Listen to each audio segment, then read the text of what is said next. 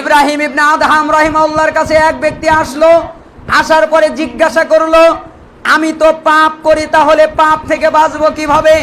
তখন তিনি বললেন, পাপ থেকে বাঁচার জন্য তুমি 5টা প্রশ্নের উত্তর দেবে, তাহলে তুমি পাপ থেকে বাঁচতে পারবে। কিভাবে? যখন তুমি গুনাহ করবে তখন আর আল্লাহর দেওয়া রিজিক খাবে না। তখন সে বলল, আল্লাহর দেওয়া রিজিকে যদি না খাই তাহলে আমি খাবো কি? সবই তো আল্লাহর। কয়, তোমার কি লজ্জা করে না?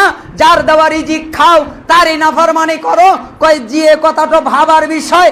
আবার তাকে দ্বিতীয় প্রশ্ন করলেন, তুমি যেহেতু পাপই করবে তাহলে আল্লাহর দেওয়া জায়গায় থাকবে না। তখন সে বলল, আল্লাহর দেওয়ার জায়গায় না থাকা এটা তো ওটার চেয়ে আরো কঠিন, আমি তাহলে থাকবো কোথায়? সবই তো আল্লাহর দেওয়া জায়গা। তখন বলল, তুমি আল্লাহর দেওয়ার জায়গায় থাকবে আর আল্লাহর জমিনেই তার পাপ করবে, তোমার কি লজ্জা করে না? 3 নাম্বার, তুমি এই কাজ করো না, তুমি পাপ করো, কিন্তু তোমার পাপ করার সময় আল্লাহ যেন তোমাকে না দেখে। কই, এটা তো আরো কঠিন। এমন কোন জায়গা কি আছে যেই জায়গায় আল্লাহ আমাকে দেখবে না? তখন ওই সালাফ ইব্রাহিম ইবনে আদহাম রেগে গেছেন লোকটার উপরে। আরে নেমো খারাম, শোনো, তুমি আল্লাহর দেওয়া রিজিক খাও, আল্লাহর দেওয়ার জায়গায় থাকো, আবার আল্লাহকে দেখায় পাপ করো, লজ্জা করে না?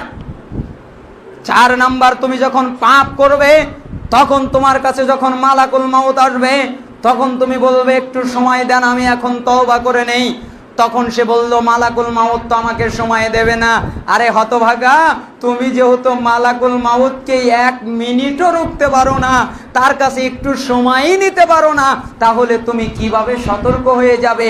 কিভাবে তোমার প্রস্তুতি গ্রহণ করবে? অতএব এখনই সতর্ক হয়ে যাও। 5 নাম্বার কি? যখন তোমাকে জাহান্নামের দিকে নেওয়া হবে তখন আর জাহান্নামে যাইও না, জান্নাতে যেও। কয়, আমার তো ওই ক্ষমতা নাই। তো তোমার যদি জাহান্নাম থেকে বের হওয়ার ক্ষমতা নাই থাকে তাহলে তুমি কেন পাপ করো? তখন লোকটার 2 চোখ দিয়ে টস টস করে পানি পড়ছিল আর ইব্রাহিম ইবনে আদহামের দিকে তাকিয়ে আছে। তখন ইব্রাহিম ইবনে আদহাম বলল, কি বুঝলা তুমি আমার কথায়? কয়, আমি এটাই বুঝলাম, পাপ করার অনুমতি নাই দুনিয়ায়, আমি আর পাপ করব না, আমার তো জায়গায় নাই। কোথায় পাপ করব?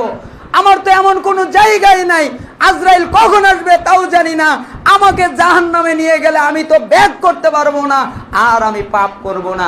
এরপরের থেকে ওনার মৃত্যুর আগ পর্যন্ত কেউ ওনাকে পাপ করতে দেখে নাই।